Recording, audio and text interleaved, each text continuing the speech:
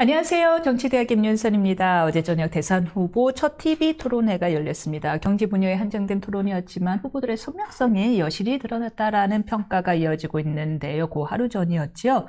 윤석열 전 대통령의 자진 탈당을 비롯해서 후보들의 개헌 공약으로 재점화된 개헌론 등이 대선의 변곡점이 될 수 있을지도 주목됩니다. 정치대학 1교시 오늘도 설주원 변호사와 함께 보름 앞으로 다가온 대선 이슈 짚어보겠습니다. 안녕하세요. 네, 안녕하세요. 네, 네. 어제 보셨죠? 네, 맞습니다. 뭐 첫 토론회니까 당연히 유심히 볼 수밖에 없었는데, 자, 우리 점수 매겨볼까요? 몇 점? 점수. 저는 각자 후보들이 자기가 잘할 수 있는 건 잘했다라고 생각할 것 같아요. 지지자들도 마찬가지고. 그래서 점수를 매긴, 근데 이제 객관적으로 제3자가 봤을 때는 저는 이준석 후보가 한 70점 정도 되는 것 같고요. 네. 나머지 이재명 후보는 저는 50점. 그 다음에 김문수 후보는 한 40점. 저는 든 거예요. 권영국 후보는 제가 그래도 저는 높이 평가해요. 55점 정도는 되신 것 같아요. 아, 그분 지금 너무 행복할 것 같아요. 네. 그렇죠? 저는 질문의 수준이라든지 이런 부분, 내용만 놓고 봐서는, 저는 내용만 놓고 봐서는 이준석 후보나 권영국 후보가 제일 나았다고 보거든요. 뭔가 좀 구체적이고, 그런 부분에 있어서는 제일 나았다고 봅니다. 알겠습니다. 네. 자, 70점, 50점, 40점 말씀 주신 거를 토대로 이제 구체적인 질문 들어가 볼 텐데요.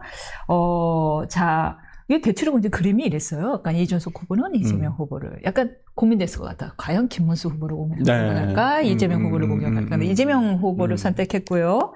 권영국 후보는 특히 탄핵 관련해서 김문수 후보를 집중 공격했는데 인상적인 장면이 있었다면요? 그러니까 저는 이준석 후보라든지 그다음에 그러니까 좀 긍정적인 인상적인 장면은 이준석 후보에게 훨씬 더 많았던 것 같고요. 예컨대. 예를 들어서 여러 가지 호텔 경제학이라든지 그다음에 지금 스테이블 코인 같은 부분에 있어서도 좀 구체적으로 굉장히 물어보더라고요. 그런 부분에 있어서 저는 이준석 후보에게 조금 더 높은 점수를 주고 싶었고요. 그 다음에, 특히나 이제 AI 지식센터 같은 경우에 지금 해남에다가 이재명 후보가 짓겠다라고 지금 얘기를 하고 있습니다만은, 현실적으로 불가능한 부분에 대해서 얘기를 하고 있는 부분이 있었고, 그 부분에 대해서 너무 이재명 후보 측에서 전체적으로 좀 두리뭉실한 답변 전략으로 나온 것 같아요. 제일 많이 나왔던 단어가 점진적으로 뭘 하겠다. 근데 너무 극단적이시네요. 비판하면. 네, 네. 그 다음에 어쩌라고요. 이런 단어가 근데 너무 그건 귀를 굉장히 거슬리게 하는, 귀를 약간 좀 쏘게 하는, 해가지고 조금 놀라기도 했었고, 이재명 후보가 그냥 워낙 1위 후보고 우위에 있는 후보이다 보니까 약간 전략 자체를 흠집을 안 잡히는, 아니면 말꼬투리를 안 잡히는 전략으로 나왔구나라는 생각은 들었어요. 그에 반해서. 수성작전. 네, 그렇죠. 지금은, 그러니까 이 토론회라는 것 자체가 지금은 TV 토론회가 실점을 하면 지지율에 어떤 하락을 가져올 수는 있지만 잘한다 해서 지지율의 상승을 가져오기는 굉장히 힘든 구조이기 때문에 저는 좀 그렇게 생각이 들었습니다. 이렇게 약간 부동실한 답변에 대해서 이준석 후보가 세게 한마디 했잖아요. 네. 사이버 교주냐고. 사이비 교주냐. 사이버가. 그러니까 4.5일제 근무제를, 4.5일 근무제를 임금의 감소 없이, 감축 없이 시행할 수 있다.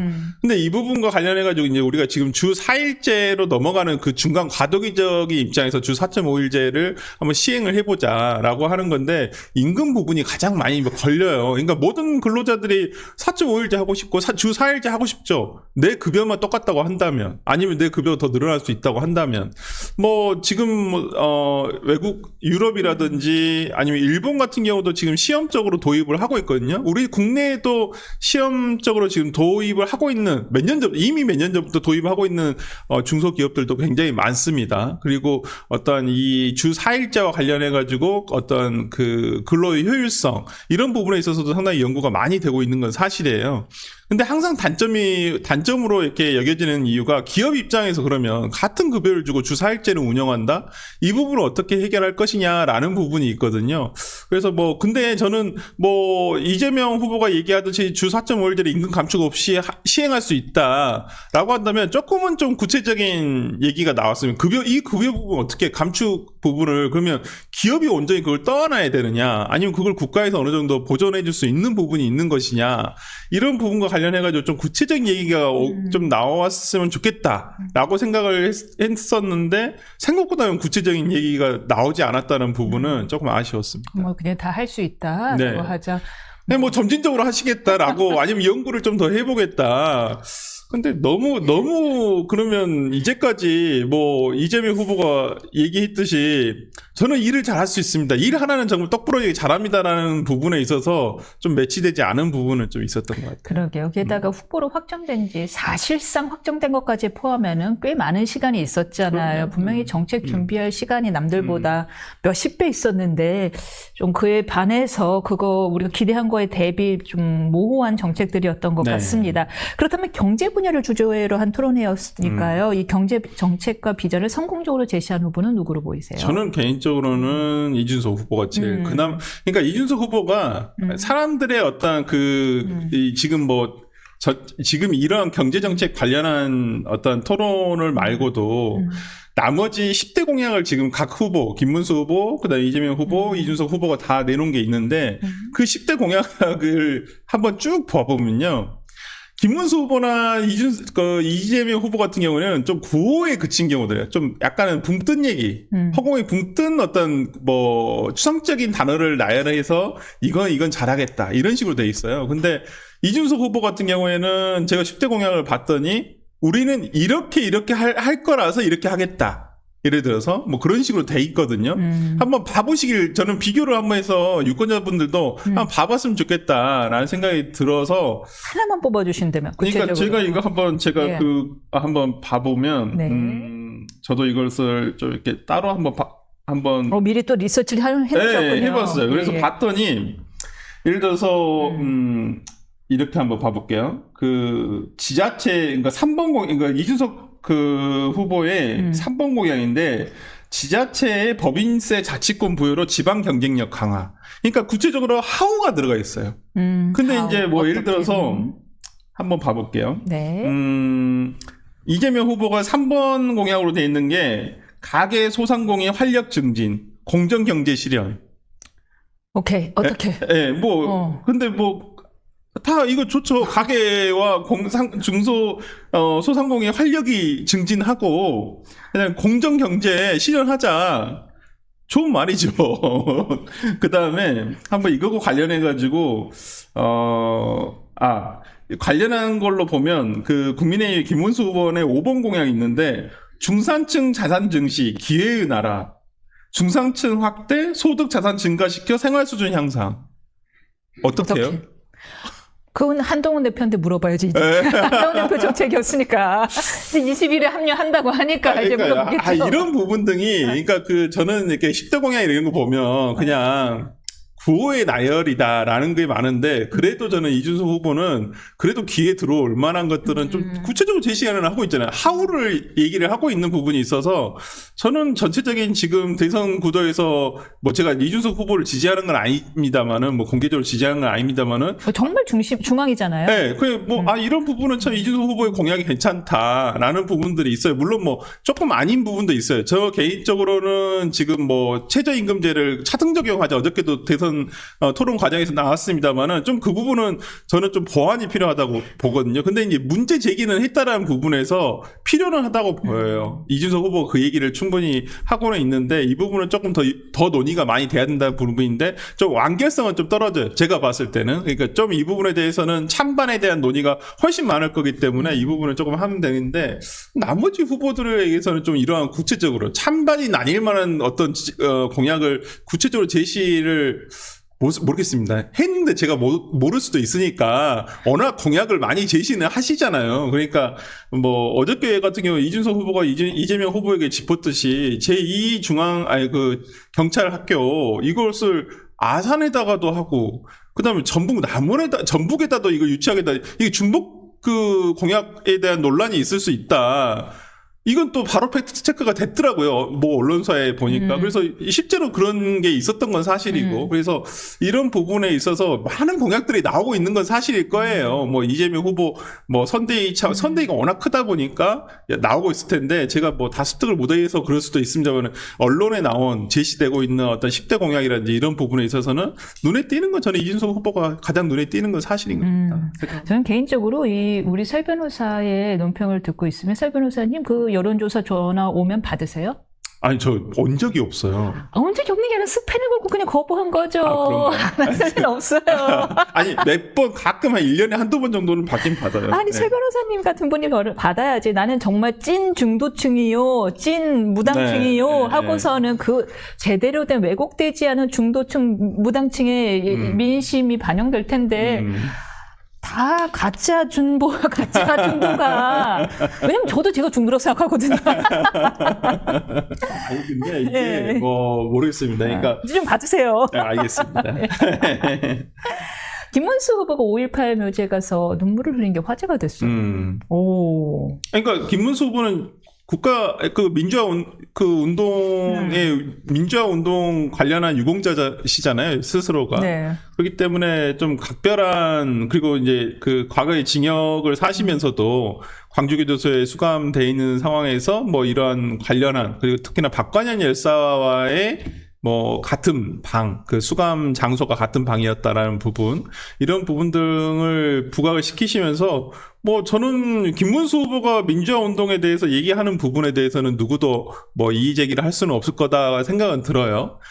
다만 조금 아쉬웠던 것은 5.18 추모식에 참석을 하셨더라면 오히려 김용태 비대위원장만, 그리고 이제 국민의힘의 젊은 의원들이 주로 참석을 했습니다만은 김문수 후보도 참석을 했더라면 더 낫지 않았을까라는 생각을 해보고요. 근데 왜 안 하셨을까? 그러니까 모르겠습니다. 저도 뭐 보니까 뭐 일정 부분에 이제 다른 얘기를 하셨는데 저는 뭐 그 전날이라도 가셔가지고 추모비의 어떤 거기에 행사를 하셨다는 부분은 그래도 진일보했다. 그러니까 5.18 민주화 운동은 모르겠습니다. 지금도 어떤 그 아주 뭐 외곽에서 들리는 뭐 음모론을 믿고 계신 분도 계시겠지만은 어찌되었건 5.18 민주화 운동을 공식적으로 인정해 준 건 김영삼 대통령 때부터였어요. 그러니까 저는 어떤 이 보수의 가치를 가지고 있냐, 진보의 가치를 가지고 있냐의 문제는 이미 떠났다고 봅니다. 그럼요. 하나의 역사적인 사건으로서 당시 군부 세력에 의해서 민주화 운동을 하다가 어찌 보면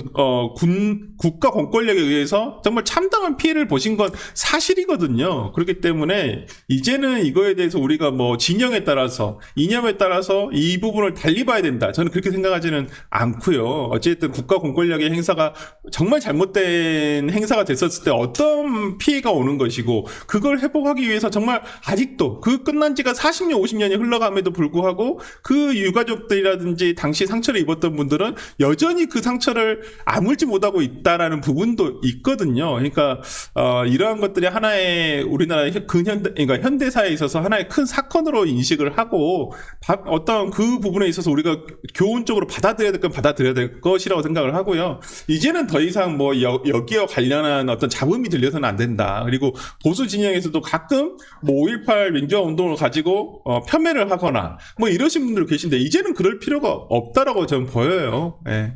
맞습니다. 아니 국가는 적국으로부터 나를 지켜주는 존재인데 국가가 나한테 총구를 내밀었어요. 그럼요. 국민한테 총구를 던지는 그 충격을 어떻게 그 사람들이 쉽게 잊겠습니까? 네네네. 맞습니다. 그거는 뭐 일부 어딘가 뭐 반동 세력이 있었을 수도 있고 그때 이용하는 뭐 어떤 세력이 있었을 수도 있겠으나 결론은 국가는 자국민한테 총구를 겨누었다 이겁니다. 그러니까 제가 이 말씀 꼭 한번 드리고 싶은데 그 광주에 계신 모 기자분하고 제가 한번 몇 년 전에 이렇게 얘기를 한 적이 있는데 왜 그러면 광주나 전남에 호남에 계신 분들이 다 진보 진영을 다 지지하시는 분들일까? 그렇지는 않거든요. 저도 광주 사람이에요. 저도 호남 사람이고 그렇지만은 저도 중도 보수나 중도 쪽에 있다고 얘기를 하잖아요. 물론 저도 과거에는 제가 민주당에 있을 때는 당연히 정치색도 지역색이 있다고 생각하거든요. 당연히 민주당에서 시작을 한다. 민주당 가치가 맞다라고 생각을 했다가 저는 저는 좀 달라진 계기가 여러 가지 계기가 있습니다만은 이렇게 보수적인 분들하고 보수 진영에 계신 분들하고 많은 얘기를 하고 방송을 통해서 얘기를 하면서 좀 저는 달라졌거든요. 그러니까 제가 원래 가지고 있었던 가치에 대해서 제가 재확인을 한 것이거든요. 그래서 저는 내가 진보 진영에서 추구하는 정책이라든지 이런 것을 더 지지하는지 아니면 보수 진영에서 이걸 추구하는 정책을 더 지지하는지 비교를 한번 해보니까 저는 제가 무조건 진보 진영에 있는 정책을 무조건 지지하지는 않더라고요. 제가 성향 자체가. 도저히 마음으로 받아들일 수 없는 것들이 있군요. 제가 특히나 북한 관련한 부분은 굉장히 보수적이에요. 제가 지금 국민의힘에 계신 정말 여러분하고도 얘기를 해봤죠. 그분들보다도 더 보수적이에요. 제가 북한 관련해서는. 그래서 이런 부분 등은 내가 여러 가지 지점에 있어서 진보 진영이 잘하는 것도 있고 보수 진영이 잘하는 것도 있지만은 그러한 여러 가지 부분에 있어서 좀 다른 부분이 있어요. 근데 그러면 그 호남에 계신 분들이 국민의힘이라는 보수 진영의 정당을, 대표 정당을 지지하지 않을까. 근데 여기에 그 트라우마가 계엄에 대한 트라우마가 있더라고요. 언제든지, 너희는 언제든지 우리를 어떤 그렇게 무력으로서 짓밟을 수 있어. 이런 트라우마가 있기 때문에 보수 진영에서 어떤 유화책을 내는 거예요. 그게 진짜야? 그랬는데 윤석열 대통령이 계엄이란 걸 또 해버린 거예요. 거기에 대한 트라우마가 쉽게 가시지가 않는 거예요. 내 남편이 나를 때린 것도 20년 갑니다. 네, 맞아요. 내 국민이, 내 나라가 나한테 총구를 드는 걸 그걸 어떻게 쉽게 했겠습니까? 네. 그걸로 내가 내 자식을 잃었으면은 만약에. 그리고 저 또한 제가 그때 5살, 6살 때였거든요. 그때도 기억은 좀 나요. 일부분. 그렇기 때문에. 근데 저와 같은 기억을 공유하지 않은 사람들이 있을까요? 지금 80년대 이후에 태어나신 분들은 모를 수도 있죠. 근데 70년대 중반, 70년대 초반에 아니면 그 전에 태어나셨던 분들은 생생히 기억을 하고 계시거든요. 그렇기 때문에 여기에 대한 어떤 보수 진영에서의 과거 이제 군부 독재 정권에서 이어지는 건 아니겠지만은 직접적으로 그래도 이제 우리가 보수와 진보를 굳이 두 개로 나눠서 생각을 하면 아무래도 보수 진영 정당이 과거에 어떤 전두환 군부 독재 세력을 이어받았다고 생각하시는 분들이 많기 때문에 그렇죠. 저는 이런 부분에 있어서 조금 더 진정성을 가지고 다가서야 되지 않을까. 되는데 그 트라우마를 건드린 게 윤석열 대통령이다 하는 말씀을 주셨어요. 그런데 윤 대통령이 바로 토론회 하루 전에 자진 탈당을 하면서 김문수 후보에게 힘을 모아달라고 부탁을 했는데 어떻게 보십니까? 만사지탄입니까? 아니면 그래도 도움이 될 거라고 보십니까? 도움이 안 되지는 않을 거라고 마이너스는 보여요. 아니나. 네, 마이너스는 아니지만 그렇다고 큰 플러스가 될까?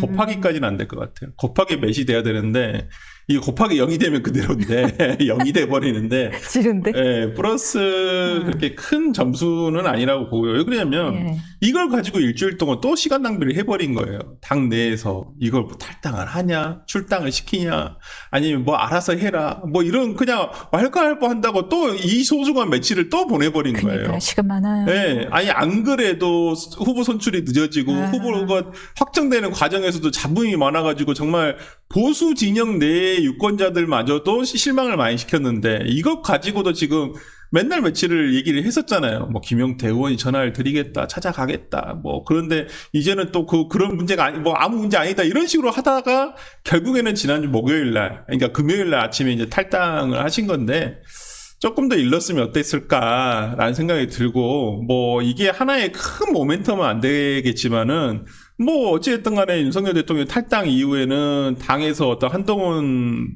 전 대표라든지 이런 분들이 유세에 참여를 하겠다라고 하기 때문에 하나의 모멘텀은 조그만 모멘텀 자체는 됐다라고 생각을 합니다. 말씀하신 대로 진짜 이제 20일부터 내일이죠. 본격적인 지원 유세에 나서는데 다른 지금 특별한 건 맞지는 않는다고요. 그 유세 어느 정도로 도움이 될까요?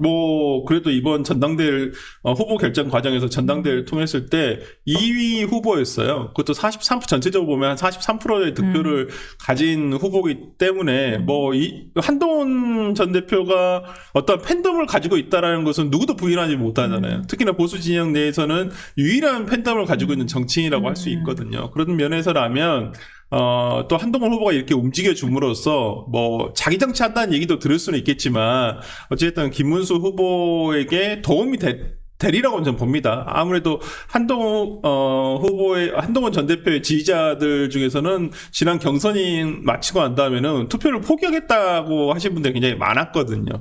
차라리 그렇다고 한다면 이런 분들까지 특히나 뭐 이재명 후보를 지지하지는 않겠지만은 나는 뭐 김문수 후보도 좀 그래라고 생각했던 분들이 분명히 계실 거거든요. 근데 그분들이 투표장에 안 오실 수가 있는데 그분들을 투표장으로 끌어내는 건 또 한동훈 후보의 어떤 역할이라고 생각을 하기 때문에 저는 그래도 한동훈 후보가 나머지 한 2주 정도의 시간 동안 뭐 하느냐에 따라서 그게 곧 자기 정치가 곧 당을 위한 정치가 될 수가 있어요. 그리고 그것이 곧 어찌 보면 차기에 이제 대선 이후에 열릴 뭐 당권이라든지 이런 관련한 것도 충분히 연결이 될 수 있다라는 부분에서 지금은 전력을 다해야죠. 지금은 김문수 후보에 대한 비토라든지 이런 것을 할 때는 아니라고 보여요. 오히려 정말 본인이 말했듯이 자기의 장기라고 할 수 있는 뭐 이재명 후보에 대한 비판이라든지 뭐 이런 당을 위한 것들을 지금 전면적으로 해줘야 되는 건 아닌가라는 생각이 좀 듭니다. 맞네요. 그 당권을 위해서라도 지금은 전면적으로 도와줘서 네. 비난의 여지를 없애야 되는데 참 또 그래도 꼬투리 잡기 좋아하는 사람들이 있어요. 또 이렇게 나서겠다라는 걸 가지고 일부 친윤 세력들은 저거 봐봐 당대표려고 저러는 거야. 아니 당대표 하려고 하면 뭐 그게 나쁜 겁니까? 아니, 맞아. 아니 모든 맞네. 정치인들이 다 욕망 있지. 그럼요. 정치적인 욕심이 있어서 하는 것이고 모든 정치인들의 어떤 초선 의원들 다 물어보면 당신의 마지막 꿈은 뭐예요? 전 대통령 하고 싶은데요. 다 그러시잖아요. 뭐지 그런 거지. 나는 뭐 지구 네. 평화입니다 이럽니까? 아니 그러면 어떤 정치인이 정치에 대한 욕망을 드러낸다 해서 그게 욕먹을 일인가요? 저는 그렇지는 않다고 보거든요. 아니 그러면 그걸 그걸 또 막으시려는 분들이 계실 거 아니에요. 그분들도 다 그분들의 정치적 욕망이죠. 그러네. 네, 그걸 가지고 뭐라고 하면 좀 이상한데. 자기들도 자기들 욕망이면서. 네, 맞죠. 하와이 특사단이 출국했어요. 유상범 의원 등이 김문수 후보가 직접 쓴 손편지를 들고 갔는데 원래 둘은 이제 예전에 정계 입문을 같은 해 했었고 그렇죠. 정계 입문 네. 동기잖아요. 네. 그래서 뭔가 각별했던 사이를 이번에 경선 과정에서도 보여주셨는데 이 홍 전 시장 이재명 후보로부터도 수차례 러브콜을 받았는데 과연 어떻게 마음을 돌릴 여지가 있다고 보십니까? 글쎄요. 그러니까 오시지는 못할 것 같고요. 오시면 대박인데. 오시면 약간 좀 대박이에요. 왜 대박이에요? 아니, 오시면 그래도 홍준표 시장이 그래도 국민의힘에 대한 마지막 뭐 이미 당은 떠나셨지만 그래도 일단 좀 마지막 그래도 이런 뭐 봉사? 저는 오히려 오신다고 하면 본인의 정치 생명은 더 연장될 것 같아요. 오케이. 정계 은퇴가 아니라 오히려 더 연장될 수 있다고 보는데 시지는 쉽지는 않겠지만 뭐 그 과거와 같이 어떤 국민의힘에 대한 뭐 비판이라든지 이런 것들을 조금 거두시지 않을까라는 생각이 좀 들고요. 아니 그래도 뭐 홍준표 시장한테 뭐 본인 그러면 선거날 투표하신다고 하면 누구 찍으실 거예요 하면 뭐 이재명 후보 찍겠습니까? 안 찍겠죠. 뭐 이렇게 오히려 문수영이라고 얘기를 하는 모르겠습니다. 이준석 대표하고도 개인적으로 친분이 굉장히 깊다고 저 들었는데 뭐 문수영 한 번 더 찍어줄 수도 있겠죠. 그러니까 저는 근데 홍준표 시장을 지지하시는 그래도 많은 또 보수 지지층들이 계시다고 저는 알고 있거든요. 그렇기 때문에 또 홍준표 시장이 전 후보가 어떤 해주는 거에 따라서는 지금 보수 진영 내에서의 보수 주자들의 리더가 되고자 하는 보수 주자들의 역할은 최대한 보수 진영의 저는 그 유권자들을 투표소로 오게끔 하는 거예요. 그게 제일 중요하지. 뭐 다른 게 더 중요한 게 아니에요. 이재명 후보를 뭐 비판하고 이게 중요한 게 아니라 이 사람들이 실망한 보수 유권자들을 어떻게 하면 투표소로 데려올까? 이게 제일 중요하죠. 여차하면 지금 정동영 후보보다 낮은 득표율이 나오게 됐어요. 그럴 수 있죠. 네, 지금 그때도 안 나갔잖아요, 그냥. 그렇죠. 리버스 2007년도 대선이 될 확률이 굉장히 지금 지난주 여론조사상으로는 그 확률이 굉장히 높죠. 지금 굉장히 퍼센트 갤럽 기준으로 했었을 때는 거의 한 20% 정도의 차이가 난다고 본다고 한다면 그러한 현상이 없으리라는 법은 없죠. 여기서 민심의 지표를 확인해 볼 수 있는 방법이 있는데 어떻게 설 변호사님 투표 나가실 겁니까? 저는 가죠. 오, 네, 저는 가죠. 그래도. 네, 저는 무조건 가는데 예. 아직 누구를 찍을지는 정하지 않고 저는 공약 보고 찍습니다. 공약 보고 그다음에 네. 남은 기간 선거운동 어떻게 하느냐에 따라서 좀 달라질 거라 생각을 하고요. 네. 뭐 민주당 이재명 후보 같은 경우는 거의 결집이 다 된 걸로 보여요. 거의 유권자들조차도 결집이 거의 다 좀 완벽하게 이루어졌다라고 생각이 들고요. 그에 반해서 좀 보수 진영 같은 경우에는 조금 느슨해요. 아직까지는 결집이 안 됐다는 느낌이고, 오히려 이제 뭐. 결집이 안 되기는커녕 오히려 지금 반문수 텐트가 만들어지고 있어요. 뭐 이쪽에서 나가서 절로 가고 있잖아요. 그렇죠. 약간 좀 네. 그런 부분도 있는데, 뭐 네. 저는 보수 진영의 뭐 김상호 의원, 김용남 전 의원, 이제 허은하 전 대표라든지 이런 분들이 뭐 민주당 쪽으로 뭐 가시거나 아니면 가시려고 한다라는 부분은 뭐 그럴 수 있다고 봅니다. 항상 대선 때는 장이 열리면 약간 뭐 움직이기 마련이거든요. 그리고 정치인이 어디를 움직이는 데 있어서 가장 중요한 게 명분 아니겠어요? 근데 명분이 가장 잘 서는 게 대선이에요. 솔직히 말씀드려요. 왜냐하면 대부분의 어떤 뭐 대권 후보로서 역할을 할 만한 정도의 정치인이 아니라고 한다면 대부분의 목표가 총선이잖아요. 아니면 뭐 지방자치선거 이게 대다수인데 그런 지금 뭐 김용남 전 의원이라든지 허은하 전 대표라든지 이런 분들은 대부분 총선을 아마 노리거나 아니면 뭐 지방자치단체 정도 아니면 그것도 약간은 광역자치단체 정도를 노리시는 분들이 많으실 건데 그 정도가 되려면 그때 그 전에 움직이는 건 좀 그렇잖아요. 근데 지금 대선 때 일단 움직여 놓으면 그 다음을 노릴 수가 있으니까 저는 그런 면에서 뭐 움직이는 걸 가지고 뭐라고 하겠습니까? 이러하니 네. 저는 뭐라고 하고 싶어요. 이러하니 이번에 이재명 후보가 그동안 감감무소식이더니 개헌에 대한 입장을 이야기했잖아요. 네. 깜짝 쇼처럼. 대통령 4년 연임제 대선 결선 투표제 도입하고요. 그다음에 국회 권한 더 강화하는 방향으로 하였습니다. 이렇게 다들 사실 뭐 한두 명 빼고는 다들 국회의원이 목표인 사람들이 가니 국회의 권한은 여전히 자꾸 강화되는 방향으로 갈 수밖에 없어요. 그러니까요. 지금 대통령의 권한이 센 건 사실이에요. 헌법상. 원래 이제 우리나라의 헌법 개정의 역사라는 것은 초제왕적 어떤 대통령의 권한을 축소하는 방향으로 갔던 것은 사실이고, 왜냐하면 과거에는 의회의 권력이 훨씬 더 약했거든요. 대통령이 우리는 약간 우리가 왕조 국가를 이어받았기 때문에 현대 대한민국이라는 나라가 약간 대통령을 왕이라고 생각. 그때 대통령을 나라님이라 부르는 사람도 그렇죠. 있었어요. 아니 지금도 어른들이 그렇게 생각하시고 나라님. 모르겠습니다. 윤석 대통령 그래서 왕자를 쓰게 되는지는 모르겠는데 네.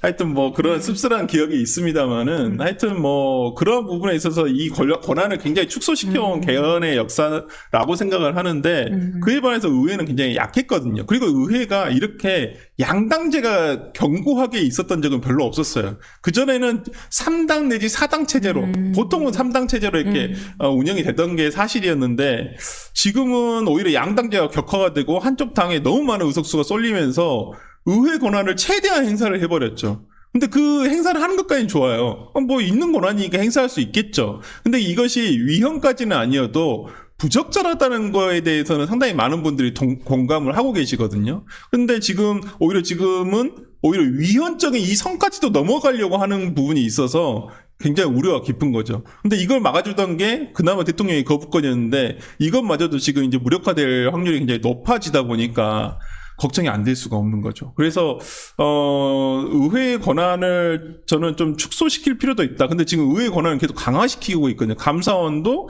의회 소속으로 돌리자. 뭐 이건 예전부터 논의가 있었던 건 사실입니다. 감사원이 대통령의 소속으로 돼 있습니다만 독립된 기구로서 하고 있었는데 실제 감사원이 어느 정부에서나 어느 정권에서나 진보 진영이든 저쪽 진영이든 보수 진영이든 정말 어떤 독립성, 대통령으로부터 독립돼서 그렇게 감사를 제대로 공정하게 했었는지 이런 부분에 대해서는 조금 의심을 받을 만한 여러 사건들이 몇 개는 있었거든요. 그러니까 뭐 그런 특히나 뭐 예를 들어서 이명박 대통령의 4대강에 대해서 박근혜 대통령 감사원에서는 4대강이 위법이라고 그랬었어요.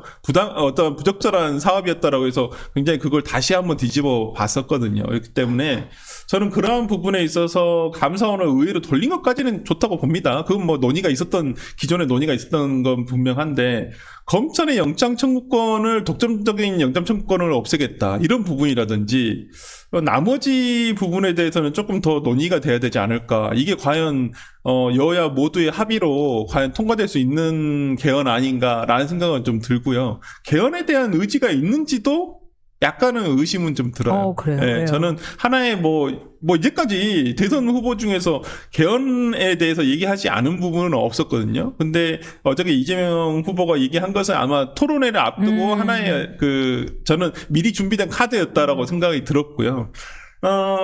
저는 제일 처음에 봤었을 때 이거 오해할 수 있게끔 나왔었어요. 4년 중임제로 한다는데 이거 본인도 한다는 얘기인가? 연임제. 연임제를 한다는 얘기가 그러니까 본인도 한다는 얘기인가? 개헌안에 약간 그렇게 오해받을 만한 워딩이었거든요. 그리고 임기 단축이란 말이 없더라고요.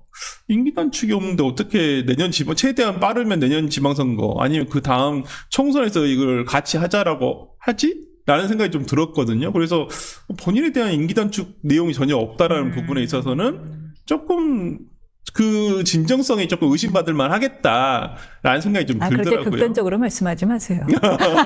너무 단순하게 보시는 거고요. 저는 개인적으로는 잠깐 선거 토론 패러디한 겁니다. 제가 비난한 게 아니고요. 저는 개인적으로는 총선과 대선을 일치시키는 건 저는 개인적으로 별로 반대예요. 저는 오히려 이것을 나눠야 된다 생각해서 저는 개인적으로 5년 다 채우셔도 된다고 생각해요. 3년 굳이 하실 필요 없다. 5년 뒤에 지방선거 할 때 그냥 대선과 같이 있으면 좋겠다라고 저는 개인적으로 생각을 하는데 뭐 다들 지금 3년만 총선하고 대선을 같이 일치시키자고 하시는 분들이 많으니까 그거 이제 뭐 정치권에서 판단을 하고 국민의 선택을 받으면 될 문제이긴 합니다만은 그런 부분에서 어저께 이재명 후보가 내놓은 개헌안이 근데 뭐 본인은 안 된다는 게 그때 대통령에는 안 된다는 게 헌법에 적혀져 있으니까. 그렇죠. 우리 128조에 있죠. 예. 근데 그것도 고칠 수 있지 않나요?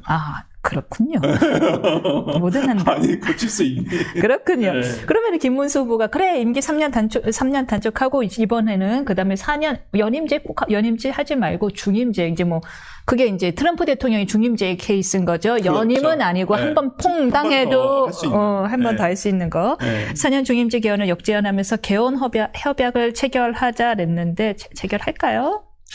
저는 진정성이 있으면, 만약 이재명 후보가 대통령이 당선이 된다고 하면, 그 즉시 개헌에 대한 어떤 정말 실질적인 논의 기구를 만들어야죠. 의회와 정부와 한꺼번에 해가지고. 그리고 의회도 어떤 모든 정치 권력들이 참여할 수 있는, 그러니까 기존에 그 개헌안에 대한 논의는 엄청 많았어요. 워낙 이게 뭐 한두 해 전에 나온 얘기도 아니고 정말 오랫동안 논의가 됐던 얘기고 저는 기본적으로는 기본권에 대해서도 조금 더 디테일하게 규정이 돼야 한다고 생각을 하거든요. 권력 구조에 대한 것은 뭐 정치권에서 자기 이득에 따라서 달라질 수 있는 부분인데 국민의 기본권 파트는 오히려 국민들이 직접적으로 그 영향을 받는 거잖아요. 그러니까 제가 항상 뭐 A씨로 들은 말씀이 삐삐도 안 나오던 시절에 만들어진 헌법을 가지고 저기 삐삐가 뭐예요? 카폰도 없던 시절이었어요. 네, 진짜로 그런 시절에 만들어진 헌법을 가지고 칼라 TV도 없던 시절에 우리는 지금 87년생이구나. 87년도. 87년도잖아요. 그러니까 삐삐도 없었어요. 근데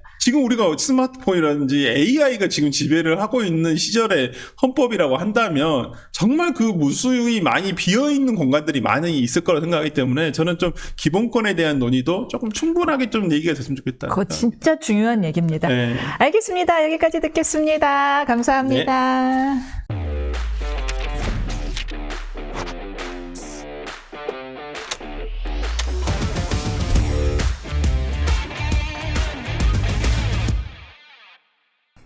이 이야기를 할 때가 됐습니다. 안 그래도 전에 저희 프로에 나오셔서 호텔 경제론에 대한 강력한 비판을 하신 적이 있는데 지난번 토론에서도 또 역시 호텔 경제론이 언급되었고요. 또 다른 쟁점이죠. 커피 원가 120원 발언이 도마에 올랐습니다. 정치대학 이교시 노정태 위원의 발언 궁금합니다. 안녕하세요. 총평부터 일단 해주세요. 일단은 이재명은 정말 잘 감추려고 해도 신념의 사나이다. 호텔 경제론 자기가 아니라고 했다가 또 얘기를 또 본인이 꺼내잖아요. 유세를 할 때. 그러니까 이 사람은 내면 깊숙이 가지고 있는 어떤 신념의 체계가 있구나. 그리고 그거를 감추지를 못하는구나. 라는 걸 확인할 수 있죠. 네. 근데 문제는 그 호텔 경제론이라는 게 진짜 이게 좀 사이비 경제학 같은 거잖아요. 일단 잠깐 총평부터. 총평을 먼저 해주시면. 총평. 세 분에 대한, 4명이죠, 쏘리.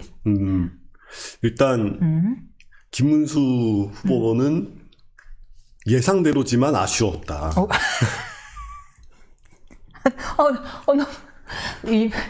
이입해. 정말 마음이 아프다. 예상대로였고 기대도 안 했다 이거죠. 아쉬웠다. 아쉬웠다. 네. 이재명은 아무 피해, 그러니까 솔직히 꽃놀이패였기 때문에 그냥 뭐 이렇게 표정 관리 잘 하셨다. 그리고 이준석. 열심히 뭐라고 해야 돼? 3쿠션 전략을 꾸준히 사용해서 오케이. 나름 이득을 본 것 같다. 오케이. 그리고 권영국 후보는 진보정당 후보가 원래 그렇다. 권영구 후보에 대한 인상이 좋았다는, 뭐 나쁘지 않았다는 얘기네요. 그게 아니라 진보정당 후보들은 원래 대선 토론 나오면 그렇게 합니다. 그냥 자신들에게 해야 되는 의제가 있잖아요. 확실한 의제를 가지고 있는 사람들이니까 그거를 굉장히 열심히 강하게 이야기하고 일종의 대선을 선전전의 장으로 쓰는 거죠. 그렇죠. 그렇게 큰 무대가 없죠. 예, 그렇죠. 그 차원이기 때문에 거기에 대해서 추가적으로 뭐 논평을 하거나 하기보다는 그냥 뭐 그래도 좀 레드카드 이건 좀 너무 뻘쭘하지 않나. 그러니까 그런 거예요. 그냥 포토제닉한 장면을 만드는 그런 거를 하는 게 목적이기 때문에. 시민단체들이 하는 건데. 예, 그렇죠. 예, 페인트 뿌리고. 예, 그렇죠. 그래도 진짜 그 레드카드 그거 준비해 와가지고 이거 약간 좀 민망했어요 보면서. 알겠습니다. 그럼 이제 다시 그 호텔 경제론과 커피 원가 120원 얘기부터 했는데 먼저 호텔 경제론부터 짚어보실까요? 조금 전에 말씀하시다가 말았는데. 예. 아니 이거를 수많은 사람들이 그렇게 반박을 하고 본인이 비판을 받았을 때 아니라는 식으로 얘기를 그렇게 많이 했는데 결국엔 또 얘기하고 있잖아요. 호텔 경제론을. 그러니까 이재명에 대해서 많은 분들이 기대하는 게 학습 효과가 좋다. 이 사람은 학습 능력이 좋은 사람이다. 사고가 그리고, 유연하다. 예, 그리고 이제 결국에는 권력을 잡으려고 다 그런 얘기를 하는 것 뿐이지 딱히 내면에 신념 같은 게 없으니까 그렇게 위험한 사람이 아니다라는 식으로 이재명의 적극 지지층 말고 이제 그냥 소극 지지층 내지는 이석연 뭐, 처장 같은 경우도 그렇고. 예, 그렇죠. 알고 보니 실리주의자더라. 아니잖아요. 지금 머릿속에 호텔 경제론이 완전히 그 무슨 팔만대장경 같이 박혀 있어가지고 계속 그 얘기를 반복하지 않습니까? 그 내용에 대해서 반박은 이준석 후보가 되게 열심히 했잖아요. 이거는 뭐 승수 효과도 아니고 그리고 이게 뭐 현대통화 이론이라는 최근에 나온 뭐 미국 쪽에서 제기되고 있는 이상한 뭐 베니술라 등에서 좌파 경제 이론의 변형태인데 그런 것도 아닌 것 같은데 이게 대체 뭐냐라고 얘기를 했을 때 본인이 설명은 못하면서도 유세장에서 다시 그런 얘기를 또 하고 다니고 뭐 이런 걸 보면은 이게 이해를 해가지고 자기 신념으로 삼는 게 아니라 어떠한 다른 이유로 뭔가 자신의 신념을 한번 꽂히면은 그거를 비판적으로 스스로 바라보고 교정할 그게 안 되는구나. 이분은 뭔가 머릿속에 딱 주입되면 그냥 그대로 반복한다. 오케이. 그렇다면 이 호텔 경제론에서 엿볼 수 있는 이재명 후보의 신념이 무엇이에요? 신념이 그러니까 세상에는 공것이 있다. 그 얘기예요. 호텔 경제론의 핵심은. 와우. 그러니까 그냥 갑자기 그러니까 이제 모두 다 아시는 얘기니까 관광객이 와가지고 돈을 줬다가 한 바퀴 돌았다가 돈이 나갔는데 뭐 마을 전체가 행복해졌다라는 것은 공짜 돈이 생겼다가 없어지는 것만으로도 공짜 돈이 생긴 것과 같은 효과를 발휘한다라는 얘기잖아요. 사실 공짜 돈이 아니라 호텔에 귀속됐어야 될 돈이잖아요. 맞죠. 그러니까 결국에는 호텔이 손해를 본 건데 그게 아니라 호텔의 손해는 그 시점에 아예 새까맣게 잊어버리고 마치 마을 전체가 그냥 거저 행복해질 수 있다. 호텔만 손해보면 마을 전체에 돈이 돈다. 그렇죠. 근데 그거를 되게 선량하고 예쁜 표정으로 이야기하고 있는 이런 게 그러니까 저는 그걸 경제학적인 관점에서 비판하기보다 거기에 담겨있는 어떤 그런 그 정서 이런 걸 좀 얘기를 하고 싶은 거죠. 그러니까 너만 참으면 우리가 다 행복해져. 뭐 이런 종류의 정서를 경제학 이론의 틀로 만들어가지고 얘기를 하고 있는 건데 사실 아니잖아요. 그러니까 그렇게 되지 않죠. 모두가 열심히 돈을 벌어서 최대한 이게 좋은 서비스와 좋은 제품을 생산하기 위해서 노력하고 있어야 돌아가는 게 경제인데 그게 아니라 그냥 어디서 갑자기 돈이 좀 생긴 것 같다가 한 바퀴 돌았다가 없어지면은 뭐 모두가 해피해진다. 하지만 누군가는 실제로는 손해를 보고 있는 건데 그런 생각은 절대 안 하는.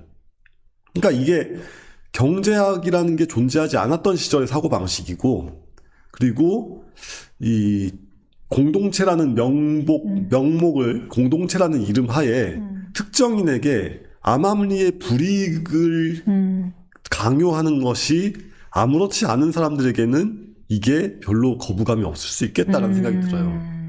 근데 그게 아니라 그 이야기 속에서 그 마을이라는 이제 행복해졌다라는 마을이라는 그런 추상적인 대상이 아니라 호텔이라는 구체적인 사업자의 관점으로 이입이 되는 사람들은 이걸 경제학 이론의 관점에서 비판하지 않더라도 그냥 딱 거부가 됐죠. 아니 지금 난 손해봤는데 이 생각이 바로 들거든요.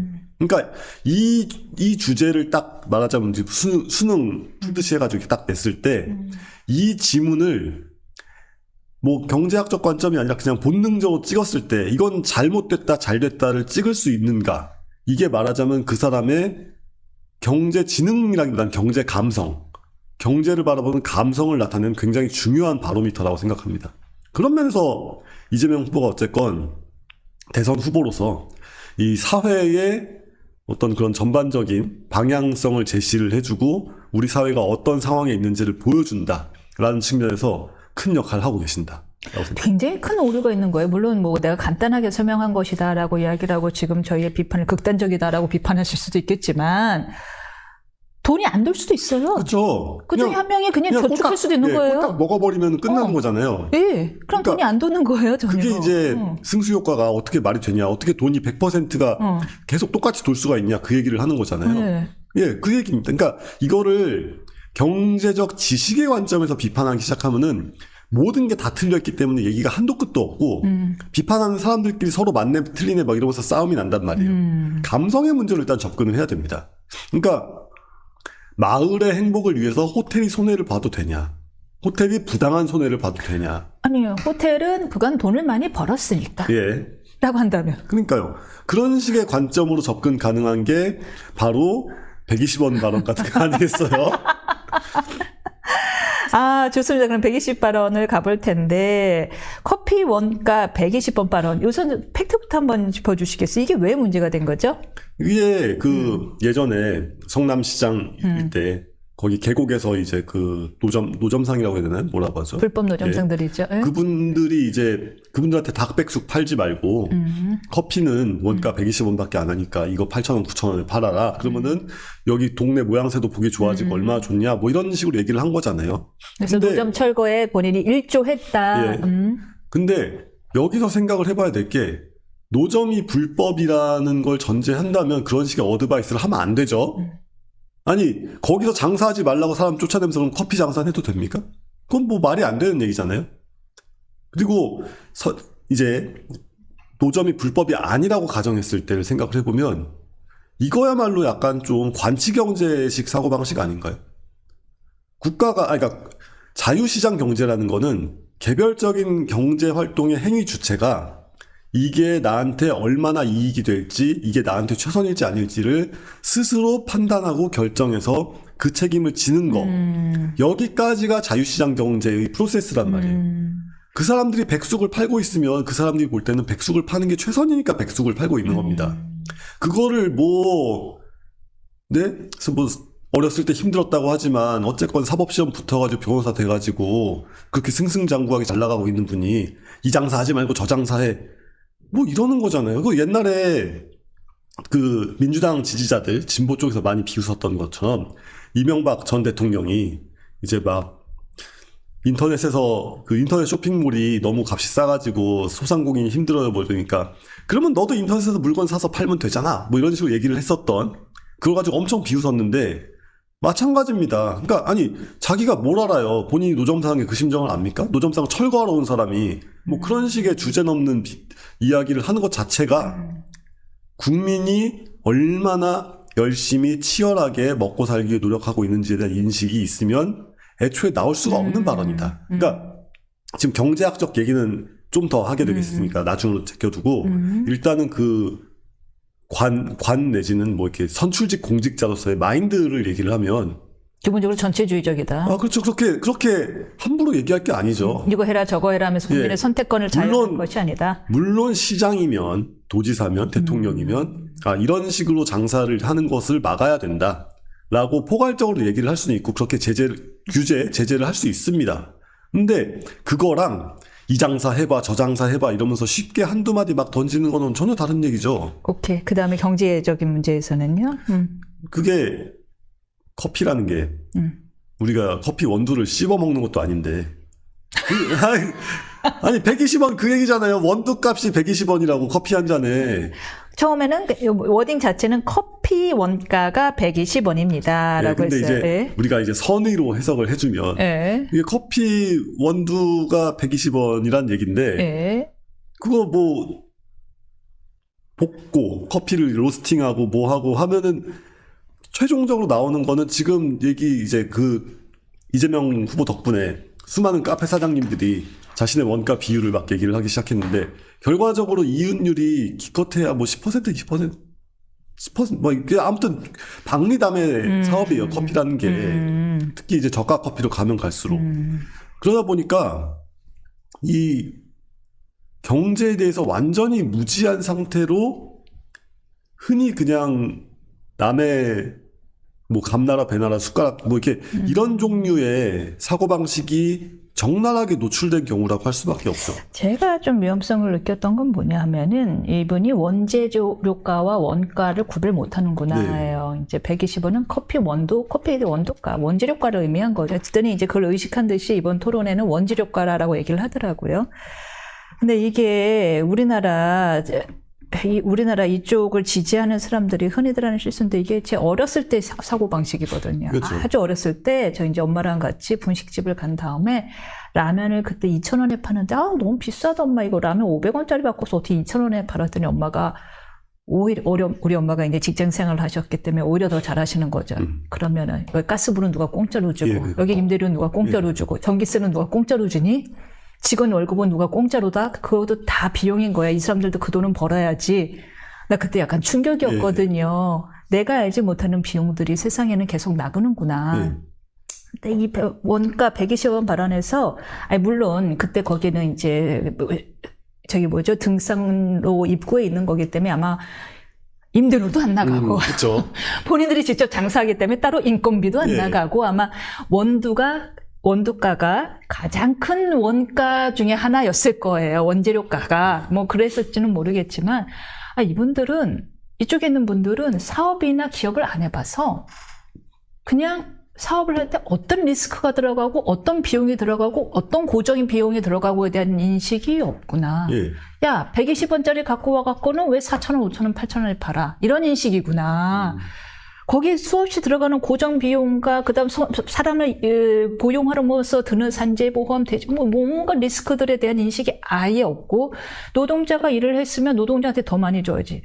기업가들이 투자했던 그 많은 리스크와 이런 거에 대한 인식 없어. 호텔 이것도 마찬가지인 거예요. 그렇죠.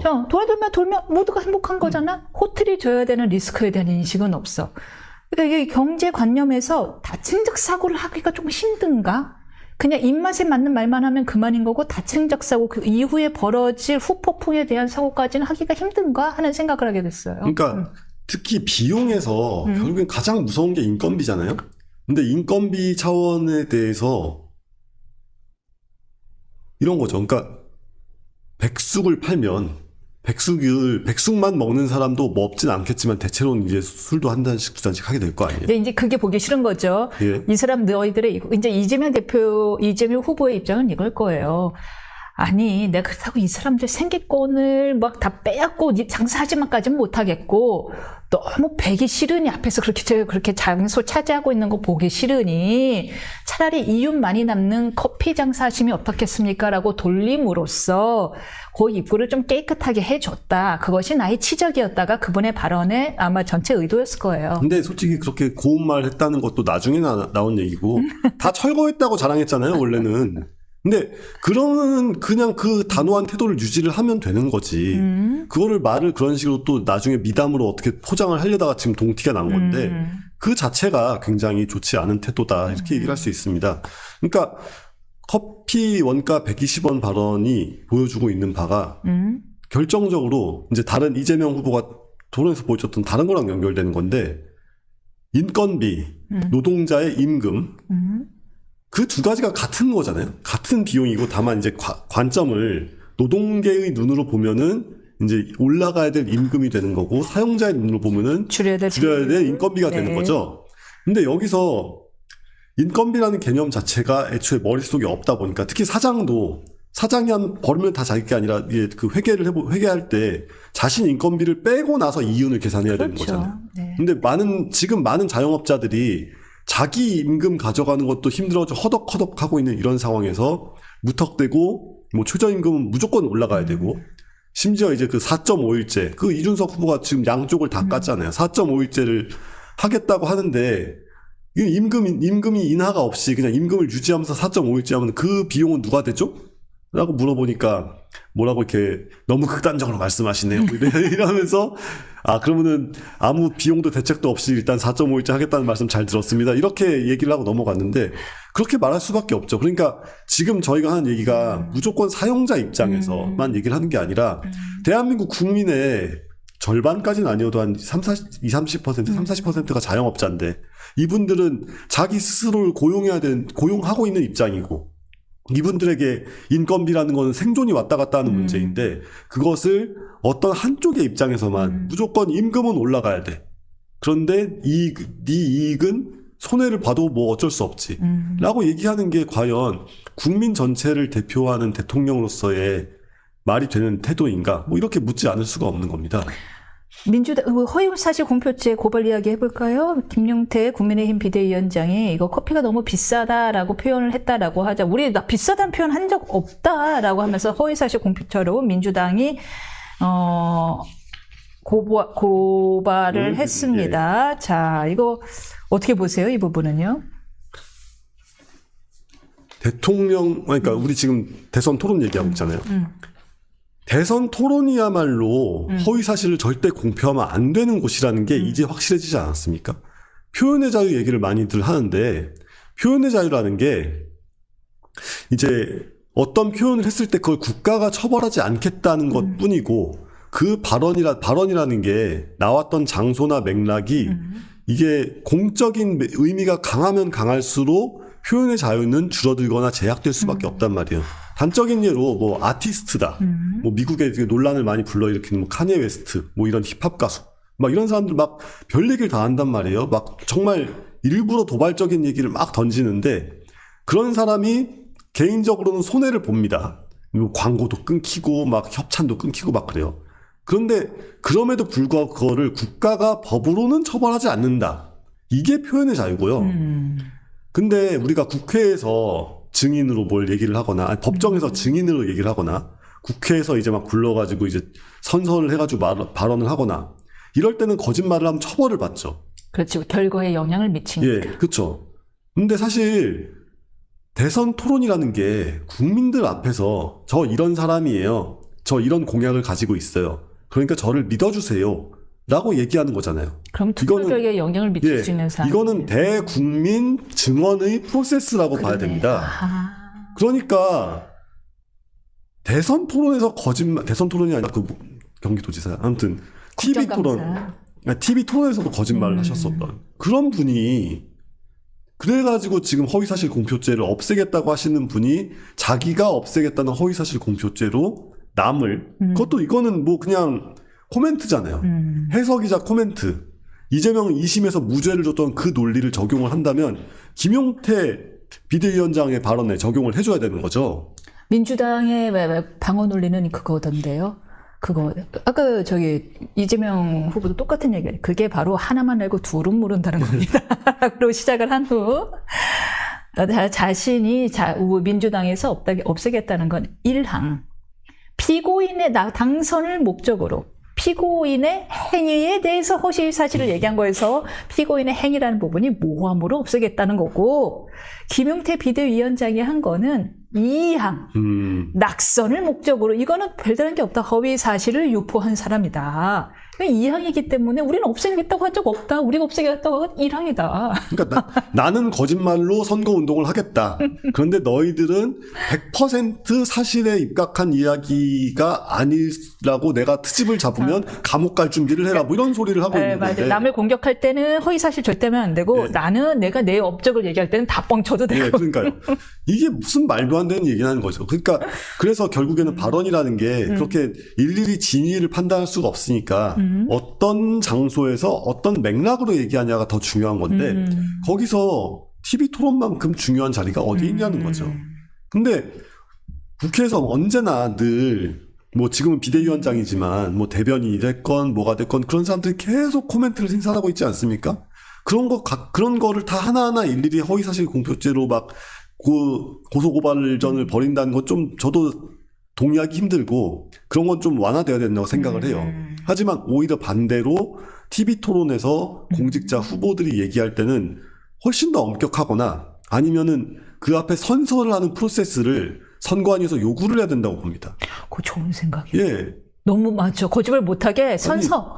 선관위가 그런 걸 요구할 수 있잖아요. 맞아, 이번에 선관위 토론이었으니까. 예, 그쵸. 오, 좋은 생각. 예, 그렇죠. 선관위가 근데 그런 걸 요구하지 않는 게 문제라고 생각할 수도 있고요. 법을 개정해야겠네, 이제. 근데 선관위에서 법이 개정되었지 않더라도 그냥 선관위원장이 요구하면 되는 건데 그런 생각이 없나 보죠. 개헌 얘기해 볼 거예요. 개헌에 대해서 지금의 개헌은 반대다라는 의견 강력하게 여러 번 주셨는데 이재명 후보와 김문수 후보가 둘 다 대통령 권한 분산을 골자로 하는 헌법 개정 구상을 밝혔고 반면에 특히 민주당은 먼저 제시를 했는데 권한은 확 줄이고 거부권도 행사할 수 없게 해요. 민주당이 이해 권력은 대폭 강화하는 방법으로 바꿨습니다. 그러니까 어떻게 될 거예요, 이 개헌이? 저희 지금 방금 얘기했던 허위사실 공표죄가 나는 무죄, 너는 유죄죄로 바꾸자 라는 이야기를 하는 사람들하고 무슨 개헌 논의를 하는가. 저는 그 근본적인 회의를 지울 수가 없습니다. 그러니까 이 사람들에게는 법이라는 게 어떤 모두에게 보편적으로 적용돼야 될 공정해야 할 룰이라는 관념 자체가 실종된 사람들인데 어떻게 정상적인 개헌 논의가 가능할까요? 그러니까 애초에 법치주의와 시스템에 대한 인식이 있다면 법사위원장부터 내놓고 나서 좀 얘기를 해보자. 전 이렇게 얘기를 하고 싶어요. 그러는데 국민의힘 입장에서 지금 야당이 될 것이 거의 뭐 90% 이상인 상황에서 과연 이 개헌론이 국민의힘 입장에서 꺼려지기만 할까요? 근데 대통령 권한은 낮추고 의회 권한은 높인다. 오케이. 그럼 이제 우리가 반격할 시기야. 이렇게 생각할 수도 있어요. 야당에게 유리한 개헌을 순순히 해줄 거라고 생각하는 자체가 너무 나이브하다. 총선에서 이기면. 에이, 그거는 총선에서 이기지 못하게 할 방법을 또 여러 가지로 찾을 거기 때문에 주어진 룰을 바꾸지 않고 그 안에서 싸워가지고 이길 생각부터 해야 돼요. 근데 이게 제가 얘기하다 보니까 문득 떠오르는 게 김문수 후보의 토론을 보면서 제일 답답했던 그거 무엇입니까? 이재명한테 5초 발언권을 왜 줘요? 이재명이 야 너도 네 측근이 돈 받아가지고 감옥 갔잖아. 근데 너는 무죄잖아. 이 얘기를 준비를 해왔다면 장전을 해와가지고 그걸 미리 보여줬어. 나는 이걸로 이렇게 너를 공격할 거야. 근데 그 발언하라고 시간을 왜 주냐고요. 근데 마찬가지입니다, 지금. 그러니까 헌법을 바꾸고 이렇게 이것저것 법을 바꿔가지고 국민의힘에게 불리하게 하겠다고 지금 벼르고 있는 그들한테 그 논리를 왜 순순히 따라가 주나. 만약에 이거 잠깐 한 치 앞만 보고 국민의힘이 오케이 이거 받겠어. 그래 대통령은 이재명이 된다면 다음 총선에 우리가 잘해갖고 다수당 된다면 우리 이제 다 돌려주겠어라는 마음으로 이걸 받는다면 정말 정치 혐오감에 걸릴 국민들이 훨씬 더 늘어날 겁니다. 예, 그렇죠. 그러면 제3당 올라오는 거예요, 진짜. 예. 아니 그래가지고 그런 식의 머리를 굴려서 그 선거법 개정 물론 이제 국민의힘 반대를 했고 패스트트랙으로 통과가 됐지만 선거법이 그렇게 개정되니까 조국 혁신당 같은 이상한 정당도 생기고 땡 비례정당 같은 게 막 생겨버리고 이게 국민이 심판할 수 없는 정당이에요. 이런 정당이 생겨버리면. 그러니까 국민이라면 개별적인 지역구의 유권자들이 저 인간들 안 되겠다라고 해가지고 손을 댈 수가 없는 그런 정당이 생겨버린단 말이에요. 그래가지고 지금 막 비례를 2번인가요? 용해인 의원? 막 이런 사람들 그런 분들이 막 계속 국회의원 하고 있고 어떤 지역구도 통과할 수 없는 지역구민들은 이 사람이 나를 대변해 줘야 돼. 절박한 마음으로 지역구 투표를 하잖아요. 비례는 좀 더 널널한 마음으로 하고 그 지역구 투표의 그 절박감을 가진 유권자들의 눈을 절대 통과할 수 없는 사람들이 우르르 통과해가지고 지금 국회가 이렇게 되어 있는데 제도를 바꿔가지고 정치를 바꾸겠다? 그거 정말 잘못된 생각입니다. 정치는 무조건 그 어떤 경우에도 아무리 룰이 나쁜 경우에도 스스로 해결할 생각을 해야 돼요. 지금 국민의힘이 망가진 이유도 결국에는 우리가 스스로 하자. 우리의 힘으로 극복하자. 우리가 열심히 해서 이겨내자라는 생각을 안 하고 있는. 안 하고요. 상대의 실수만 기다리고. 상대의 실수를 기다리고 뭐 누굴 영입하고 이런 생각들만 하고 있으니까 지금 네. 예, 여기까지 온 게 아닌가. 진짜 국회가 불가사의가 된 느낌이에요. 예, 그러니까요. 예, 가장 너무 비대해지고 예. 너무 이상해지고 예.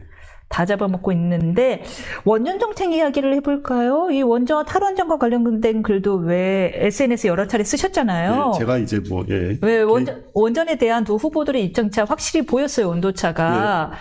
원 플러스 원인데, 원 플러스 원인 것도 있었고, 이게 좋아인 것도 있었고, 어떻게 보셨나요? 그래서 이재명은 손해볼 게 없는 대선 토론이었단 말이에요. 왜냐하면 지지율 격차가 꽤 있고, 자기 지지층이 확고하게 있으니까. 그러니까, 그냥 이거나 저거나 아무거나 좋은 말 다 갖다 붙여가면서 상대가 비판하면은 몹시 극단적입니다. 어쩌라고요. 그건 네가 잘못 알고 있습니다. 이런 얘기만 반복하면 되는 예. 상황이었죠. 그러니까, 이재명 후보가 막상 지역에 내려가가지고는 여러분 농사 짓지 말고 태양광 까세요. 그러면은 한전에서 돈 줘요. 막 이런 얘기를 하고 다닌단 말이에요. 이게 사실 국민에게 국가에게 빨대를 꽂아라 이런 얘기를 막 하고 다니는 거잖아요. 그렇죠. 반면에 원전을 건설을 하면 그 적자가 심각해요. 그거 예. 사주느냐고. 예. 예, 원전을 건설을 하면 일단은 단 하나의 피해가 있다면 심리적 피해. 그냥 왠지 기분이 나쁘다. 말고는 사실 손해볼 게 없거든요. 그래가지고 원전 지역 주민들은 빨리 원전 지으라고 계속 그 선정된 부지 주민들은 그렇게 얘기를 하고 있지 않습니까? 근데 그 심리적 피해가 오히려 안전한 서울같이, 원전으로부터 먼 지역, 원전과 거리가 있는 지역에 살면 살수록 그 막연한 불안감이 커지는데 그 막연한 불안감에 적극적으로 조응을 하면서 그러니까 탈원전이라는 경우에는 그 막연한 불안감을 증폭시켜서 그걸 자기의 표심으로 삼는 프로세스고, 그리고 막상 이제 원전 부지를 확보해야 될 지역 사회에 내려가면은 여러분 태양광 깔아가지고 한전의 등에 빨대를 꽂으세요. 이런 얘기를 하고 다니는. 한전이 호텔이네요. 예, 그렇죠. 그렇죠. 한전이 호텔이죠. 그러니까 이 기본적으로 사고가 예. 정부가 호텔이고 한전이 호텔이고 그냥 그쵸. 거기서 거기돈 꽁돈이고. 예. 정말 딱 그렇습니다. 그러니까 그들의 머릿속에는 어딘가에 호텔이 있다. 그 호텔을 뜯으면 마을이 행복해질 것이다. 그러니까 호텔 경제론이 그러니까 이제 말하자면은 그렇죠. 우리가 빨대를 꽂을 수 있는 호텔을 찾아 헤매는 그런 사고방식의 모험이 되는 건데 그게 결국에는 원전을 바라보는 관점도 그렇게 되는 거죠. 그러니까 원전이 필요하다. 특히 네. 우리가 이제 산업 경쟁력을 유지하기 위해서는 저렴한 에너지가 필요하니까 원전이 필요하다. 라는 생각을 하면 어쨌건 사람들의 마음속에 있는 막연한 불안감이 있으니까 그걸 설득하기 위해 다가서는 게 대통령의 역할이잖아요. 아니 노무현 전 대통령도 처음에는 그렇게 막 열렬하게 원전 반대하고 막 이랬다가 나중에 대통령이 되고 나서 보니까 이거는 안전할 뿐 아니라 필요하네? 이래가지고 부안의 방사성 물질 폐기장 지으려다가 그때 이제 환경단체들하고 이제 그 지역 주민들하고 막 그랬던 거 아니에요? 그렇습니다. 그러니까 이게 노무현이 변한 게 아니라 대통령이라는 자리가 원래 그런 자리인 거고 그런 자리에서는 변해야 맞습니다. 근데 문제는 우리 아까 처음에 얘기 시작하면서 얘기했던 것처럼 이재명이 변할 거라는 기대를 품는 게 옳으냐 라고 할 때 많은 사람들이 이재명은 변할 거니까 괜찮아라고 하지만 그의 마음속에는 꿋꿋한 소나무처럼 절대 이제 색이 변하지 않는 한 채의 호텔이 서 있다는 사실을 우리가 이제 알고 있는 거죠. 통상 전략은 어떻게 보셨어요? 트럼프 시대에 대응하는 통상 전략. 저는 사실 개인적으로는 국힘이 매우 전략을 잘못 짜고 있다고 생각합니다. 아니 사실 권영국 후보가 한 말이 그러니까 뭐 100% 맞다기보다 일반적인 대중 정서를 잘 반영하고 있죠. 아니 왜냐하면 우리는 제조업 국가인데 우리가 OECD 다른 나라들에 비해서 제조업 비중이 2배가 높단 말이에요. GDP에서 우리는 27%막 이렇게 되니까. 그리고 지금 이제 국제 경제가 변화하는 방향을 놓고 볼 때 한국이 제조업을 더 열심히 해야 될 가능성도 충분히 생기고 있어요. 그러면은 미국이 자기네가 잘 하지도 못할 리쇼어링을 하고 싶다고 우리나라한테 손해를 보라고 막 얘기를 할 때 그게 아니라 현대제철도 한국에 짓고 삼성전자도 한국에 짓고 이런 방향으로 나가자고 우리 정치권이 전체가 합의가 돼 있어야 됩니다. 근데 그러면서도 그게 반미 정서랑 얽히지 않게 우리가 미국의 더 좋은 동맹국으로서 잘 기능할 수 있도록 우리가 제조업을 더 잘하겠다. 이런 방향으로 나가는 게 국힘의 스탠스였어야 되는데 그게 아니라 우리는 한덕수를 앞세워가지고 협상 잘했어요. 미국에서 협상 잘했대요. 뭐 이러면은 이재명이 비판한 게 맞긴 맞아요. 그 말은 맞다고 봅니다. 미국한테 칭찬을 듣는 협상을 하면 안 되죠. 우리는 미국이 아니에요. 우리는 한국입니다. 그 점에서 있어서 굉장히 아쉬웠다고 저는 생각을 하고 거기서 이제 레드카드 좀 웃기긴 했지만 국민들 일반의 심정이 그렇기 때문에 그거를 반영을 하고 있어서 보수 정당이 오히려 선제적으로 어느 정도는 우리가 이제 우리의 미래와 우리의 산업을 걱정하는 국민들의 심정을 먼저 반영을 해줘야 된다고 생각을 해요. 맞아요. 강하게 나가니까 뭐 중국 도로 깎이는 거 봐요. 네, 그러니까요. 네 하고 맞췄다가 일본 뒤통수 맞는 거 보고요. 그렇죠. 그러니까 이제 그런 식으로만 할 건 아니었다라는 좀 반성의 필요는 충분히 있는 것 같습니다. 씨씨. 그쵸. 그러니까 이게, 근데 전 씨씨도 그런데, 감사합니다 같은 얘기를. 나 지금 약간 놀랬어. 그거는 정말, 피하잖아요. 정말 좀 교양의 문제 아닌가요? 마치, 뭐, 미국에서 대통령 후보가 한국 얘기할 때, 뭐, 이렇게. 한국인 액센트 웃기게 그렇죠. 흉내내는 거잖아요. 뭐, 맥도날드. 네. 땡큐입니다. 뭐 이런 식으로 막 얘기하는. 그럼 비하잖아요. 예, 그쵸. 예전에 트럼프가 이제 막 그 장애인 비하했다거나 뭐 이런, 그러니까 물론 일본인이 장애인은 아니지만 어떤 종류의 비하를 했다는 건 분명하죠. 일본인들이 그 받침 발음을 잘 못하고 있는 그걸 비하하는 거잖아요. 어떻게 그 대통령 후보가 그럴 수 있는지 저는 그러니까 저도 아찔하더라고요. 예, 그쵸. 외국에 나가서 도대체 무슨 실수를 할 건지. 예. 그거는 뭐 통역이 알아서 잘 그러니까 합니다. 사람이 왜 이렇게 해맑은지 모르겠는데 너무 쓸데없이 해맑으신 분이 이렇게 선서도 안 하고 거짓말 안 하겠다는 선서도 거부하고 뭐 이러는 게 너무 안타깝고 이분이 가장 당선 가능성 높은 후보라는 것이 또 오늘 굉장히 기억에 남는 말씀 몇 개 주셨는데 특히 이분의 신념에는 공짜가 어딘가 꽁돈이 있다라는 깊은 신념이 있다는 이야기. 것이 있다. 그리고 두 번째는 감사하문이다. 거기에 대한 비판 목소리가 없어서 저도 의외였거든요. 그러니까요. 감사하문이다라는 것은 사뭇 그거 일본의 신뢰가 될 수 있는 교양 없는 행동이었다. 일본 정치인이 한국인의 발음을 그런 식으로 흉내내서 얘기했다고 쳐보세요. 그러니까. 얼마나 난리가 났겠습니까? 되게 당혹스러웠어요. 예. 알겠습니다. 여기까지 듣겠습니다. 저희는 다음 주에도 뵙겠습니다. 네, 감사합니다.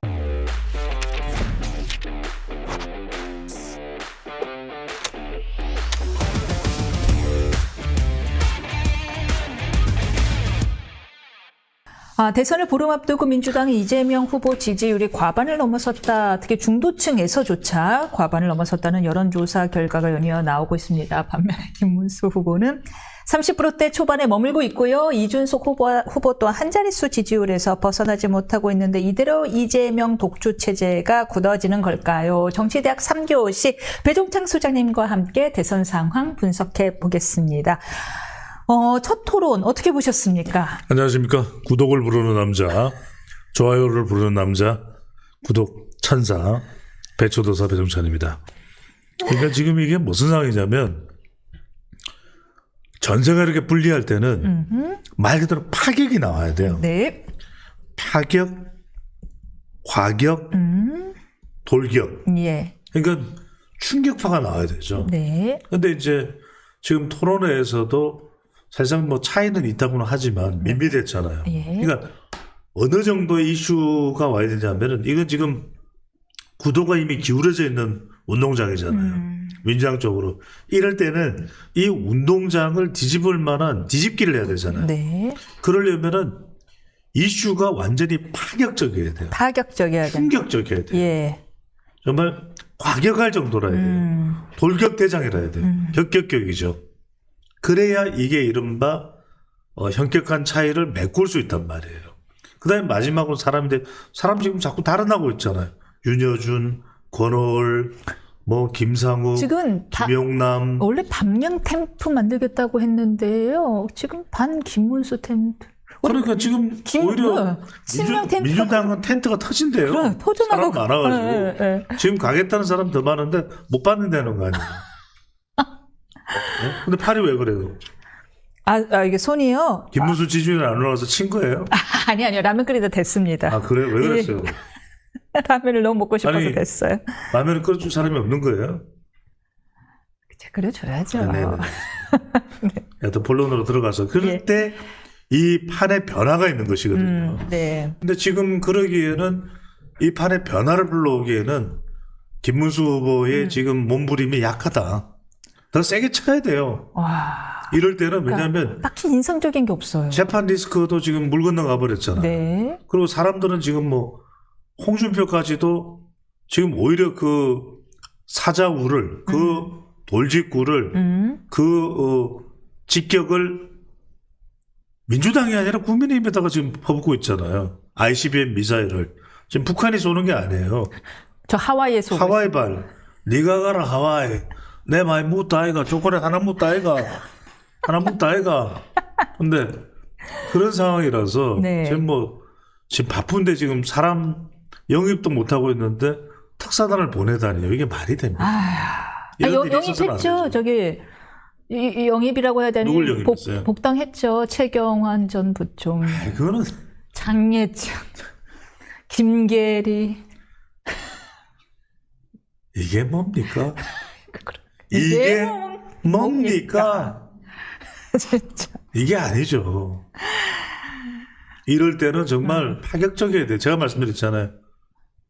왜 거란군을 고려현종 때 무찔렀느냐.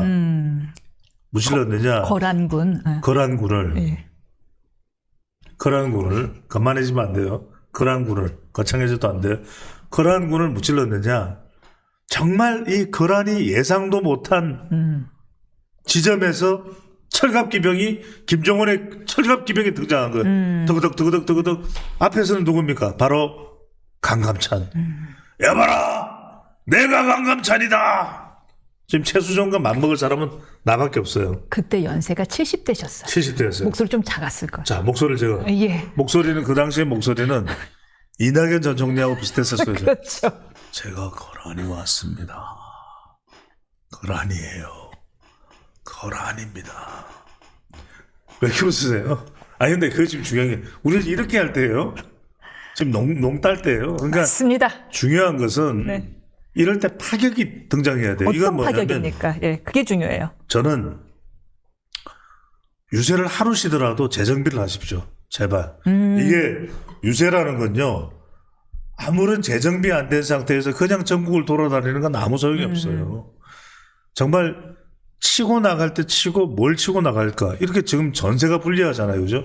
전세가 불리할 때 이기는 방법에 전략을 써야 되는 거예요. 뒤집기 전략을 써야 되는 거예요. 왜? 이만기가 이봉구를 이기잖아요. 덩치가 큰. 다윗이 골리앗을 이기잖아요. 그 전략 여러분들 생각해보세요. 힘으로 묻히는 거예요. 지금은 힘으로 이재명을 못 눌러. 지량으로 접근해야 돼요. 어디에 구멍이 있는지 어디에 뚝이 있는지. 안시성 싸움을 왜 이겨요? 또. 어떻게 당의 이 당태종을 어떻게 이겨요? 그렇잖아요. 이기는 것은 그 뚝 어디에 구멍이 있는가 있어요. 찾아보면 있어요. 그걸 뚫고 들어가야 돼요. 치명적인 걸. 뭡니까? 그것까지 저한테 기대를 하면 안 되죠. 또 그거는 유료로. 유료로 알겠습니다. 결제를 해주셔야 알겠습니다. 갖고 계신 건 분명하죠. 있죠. 알겠습니다. 꼭 김문수 캠프에서 봐주셨으면 좋겠는데. 아니, 근데 그걸 떠나서 예. 그게 지금 없다는 것도 말이 안 되고 지어 짜내서라도 지금 만들어내야죠. 그게 전쟁이라는 거예요. 그렇죠. 전쟁은 그런 거예요. 맞아요. 여의도 연구원은 계속 그거를 뭔가 알아봐야 될 테고. 그렇죠. 그걸 끄집어내야 되는 것이 이른바 싱크탱크잖아요. 맞아요. 지금 이재명 후보 기소 중이시죠. 이재명 후보 뭐 어떠시죠? 이재명 후보 말 실수했죠. 이거는 그냥 계속 이렇게 잽도 아니에요. 이게 이야기하는 건 뭐냐면 주제가 이재명으로 넘어가면 안 돼요. 이게 레이코프가 한 이야기잖아요. 그 책을 지금 안 읽은 사람까지 다 읽었다 그러잖아요. 하도 이야기를 많이 해가지고. 뭐냐? 이재명의 언어로 랭귀지로 이 판이 굴러가도록 하면 안 돼요. 그러니까 국민의힘 차원에서 제가 전략적 설명을 드리는 거예요. 누구 편드는 게 아니라. 그럼 중요한 건 뭐냐면 어떻게 하면은 지금 김문수 후보의 특장점을 이야기를 할까. 어제도 김문수 후보의 토론이라는 것은 김문수 후보의 휴먼 스토리로 점철되게 만들어야 돼요. 김문수의 인간 이야기를 담아야 돼요. 정치인 김문수한테는 감동할 게 없어. 하지만 제가 말씀드리는 건 뭐냐면 왜냐하면 김문수의 인간 냄새가 나야 되잖아요. 자, 인간 냄새가 나는 지도자와 휴먼가 그리고 당선되기 위해서 수단 방법을 가리지 않는 휴먼 스토리, 인간의 냄새가 덜 나는 후보자와 딱 비교되는 사진이 또 어딘가에 떴는데 인터넷에서 제가 본 것 같은데 그렇죠. 5.18 묘지를 방문했을 때 정말 눈물을 그 70대 노인의 눈에서 펑펑 나오더라고요. 김문수 후보의 그렇죠. 경우에. 어제 주체할 수 없는 눈물이 나오고 반면에 이쪽 비교 사진은 어루만지고 환하게 웃고 계시더라고요. 그러니까요.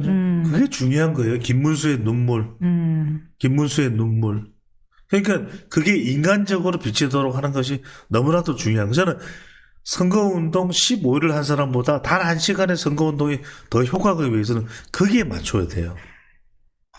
거기에 맞추는 것이 결과적으로는 우리가 이 로키 마르시안 뭐죠 저기 발부 있잖아요. 로키 영화 빠밤빰 빠밤빰 거기서 러시아 선수를 이길 때 러시아 선수는 온갖 시스템적으로 훈련을 해요. 하지만 자연 속에서 통나무를 쥐고 어이샤 하면서 로키 마르시아노 이 로키가 어떻게 이기느냐 결과적으로 힘의 원천은 내 자신으로부터 나오는 거예요.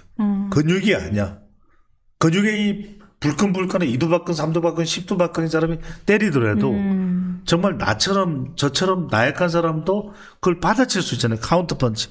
저 사람의 약점은 저기야. 그러니까 누가 나약하다고? 아니 그 영화에 나오잖아요. 아니 지금 누가 예.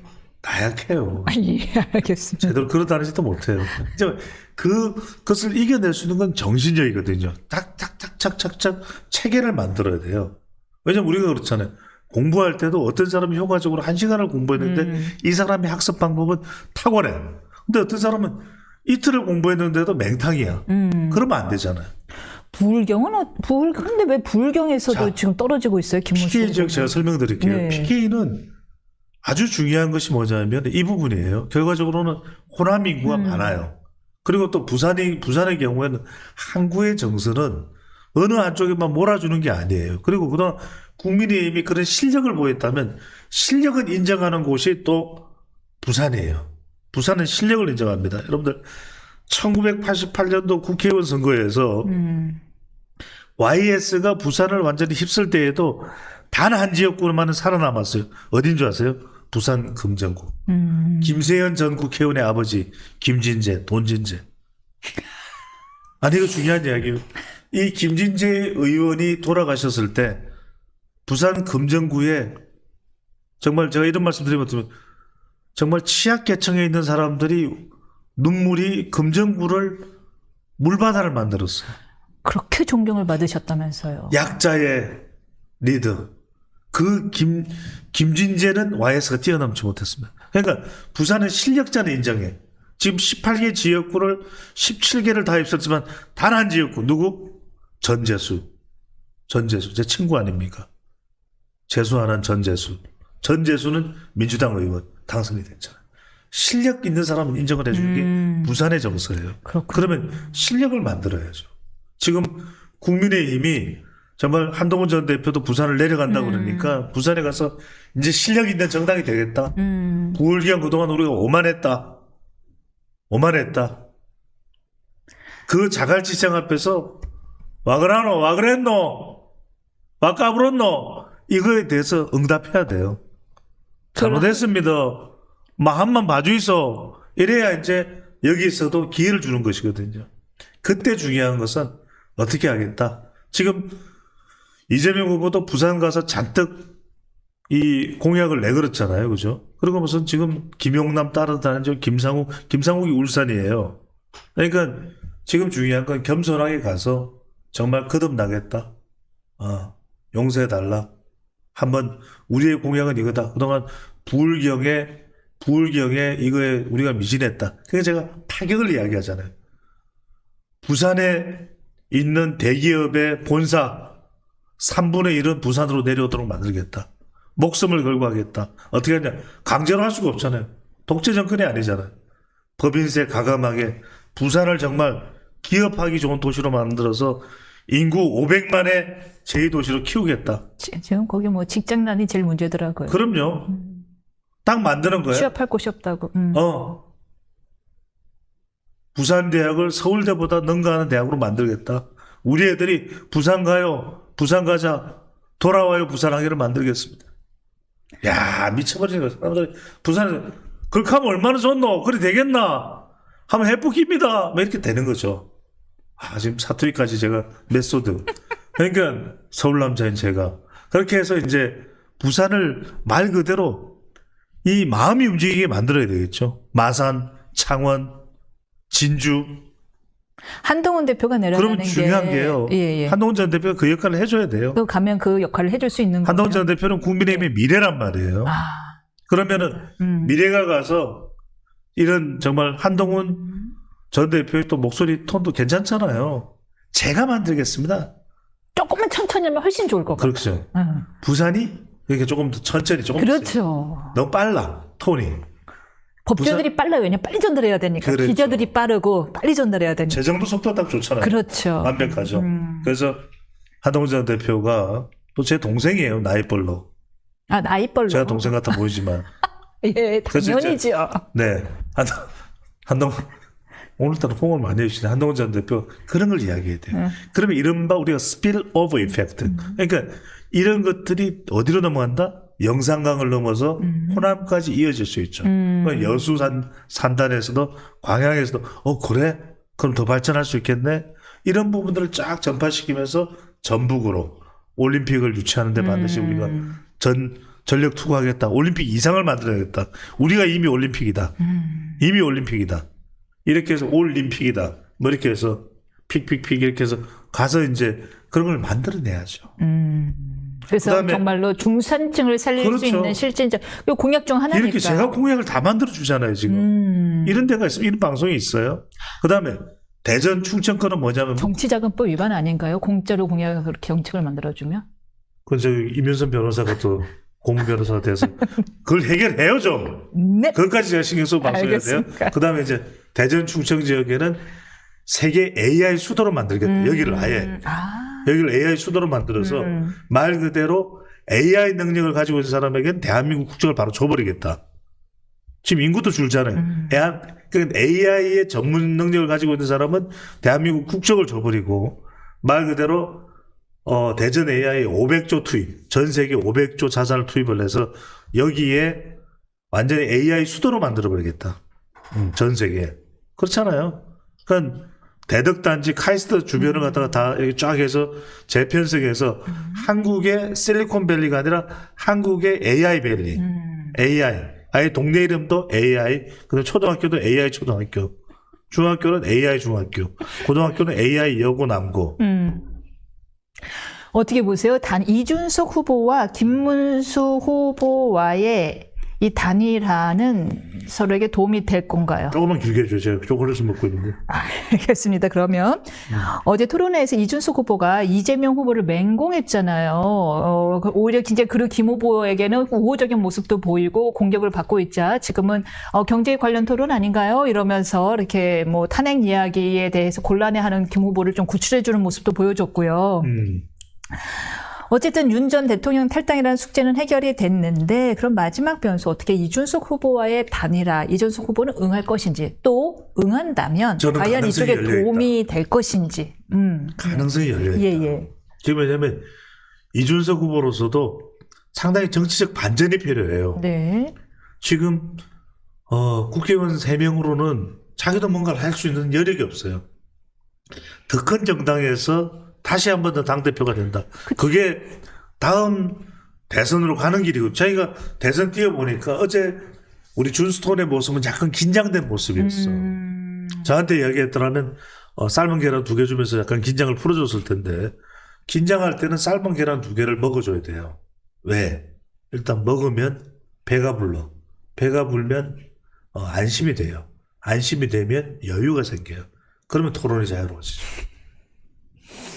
그래서 중요한 것이 이제 어제 좀 긴장을 했어. 그게 그런데도 보셨군요. 아무튼 불구하고 가까우시니까 잘 아시겠어요. 긴장한 모습이라는 아주 게. 가깝지는 않아. 그래서 이제 존스톤의 경우에는 대선이 이런 거구나 이렇게 생각할 가능성이 높잖아요. 그렇다면 저는 지금 단일화 가능성이 0% 이상이다. 몇 퍼센트 이상? 0% 이상이다.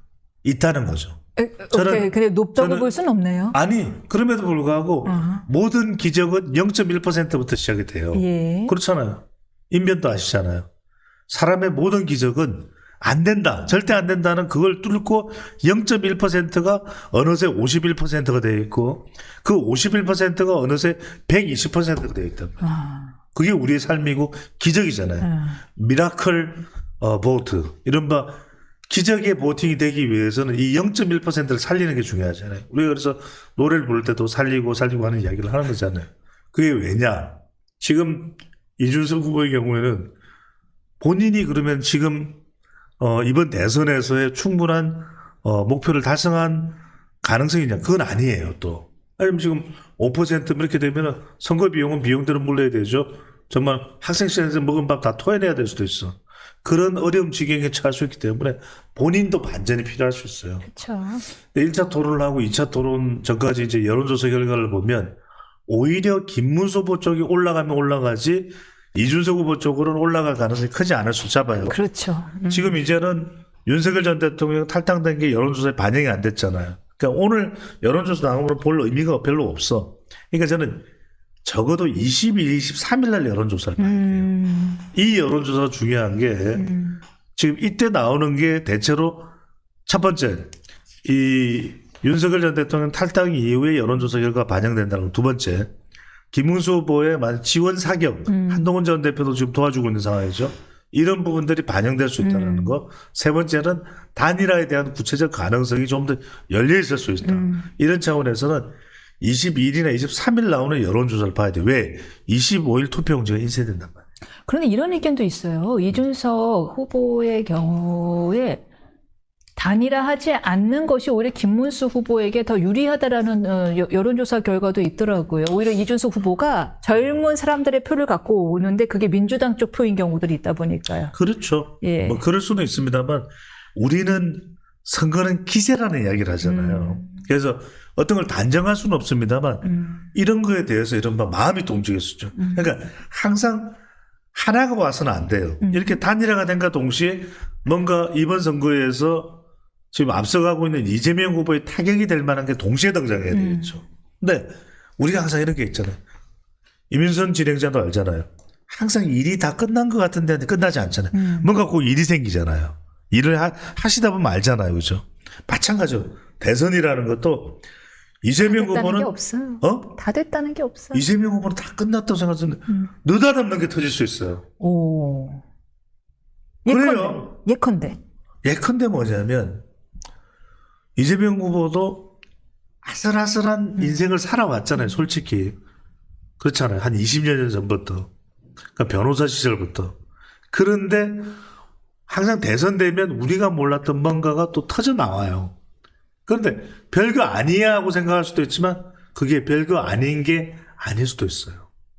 그러면 그게 터지는 순간에 이쪽은 단일화가 이야기되면 이른바 중도층에서 뭐야 이거 뭐야 이러다가 이제 선거판이 또 전개되는 수가 있거든요. 영향을 받는 수가 있단 말이에요. 그래서 물론 이번 선거가 기본적으로 매우 어려운 선거예요. 하지만 선거는 끝날 때까지 끝난 건 아니에요. 그렇잖아요. 다 이겼다고 생각했던 선거지만 그게 언제 다 이긴 걸로 나오는 경우가 있나요? 안 그렇잖아요. 그래서 맞아요. 그런 경우도 있잖아요. 골프와 선거는 고개 들면 진다. 아니, 그러니까요. 그래서 저는 그럼에도 불구하고 지금 김문수 후보에게는 이번 주가 매우 중요해요. 왜냐하면 하루라도 쉬고 재정비해라. 다음 주로 넘어가면은 바로 이제 사전투표죠. 이번에는 사전투표가 다 평일이죠. 네. 그렇죠. 네. 다 평일이에요. 왜냐하면 사전투표도 공직선거법에 따르면 본선거일로부터 며칠 전이기 오일. 때문에 예전에는 수요일이었기 때문에 금토 주말을 하루 끼었단 말이에요. 이번에는 목금인데 이것도 굉장히 중요해요. 왜? 오일 전. 사전투표가 평일에 있을 때 얼마나 투표를 할 수 있느냐. 이것도 월말이란 말이에요. 월말이 바쁠 때예요. 화이트 칼라가. 그러면 화이트 칼라는 대체로 민주당을 지지하는데 이재명 후보에게 투표할 생각이 있음에도 불구하고 사전투표가 여의치 않을 수도 있어요. 그리고 또 화요일도 따지고 보면은 공휴일이긴 하지만 그렇잖아요. 이게 뭐 공휴일이 말이 공휴일이 사실은 주중에 공휴일이라는 거는 직장인들은 참 할 일이 많아요. 그래서 이런 여러 가지 변수들이 아직까지도 남아있다. 어느 후보에게 더 유리할지는 모르겠지만 그래서 쫓아가는 김문수 후보에게도 기회는 있는 거예요. 뭐 다 끝났다. 이건 뭐하러 이 선거를 지금 계속 지속하는 이유가 뭐냐. 이렇게 뭐 용남이도 가고 뭐 누구도 가고 상욱이도 가고 하지만 모르는 거예요. 자, 야구에서도 우리가 슈퍼스타들이 다 그렇게 트레이드 돼서 옮겨가 있는 팀이 반드시 이기느냐? 그것도 아니잖아요. 그렇잖아요. 그리고 제 말이 틀렸어요. 제가 응원하고 있는 팀이 FA로 거의 58억을 주고 투수를 모셔왔는데 78억. 이번에 2군 갔어요. 예. 네네. 어려워졌네요. 네. 아, 그러니까 지금 그 말씀입니다. 네네. 높은 연봉의 투수가 갔다고 해서 당장 뭐 승리를 보장하는 건 아니더라고요. 아 실제 그 지금 프로야구에서 일어난 일이네요. 예. 돈은 좀 버셨어요? 왜 정말 토톨하진 않습니다. 네? 스포츠 토톨하진 않아요. 네네. 알겠습니다. 알겠습니다. 여기까지 해보도록 하겠습니다. 다음 저희 이때 여기서 깨알 홍보를 하자면요. 저희는 6월 4일에 또 선거일 다음날 아침에 9시에도 생방을 진행할 테니까요.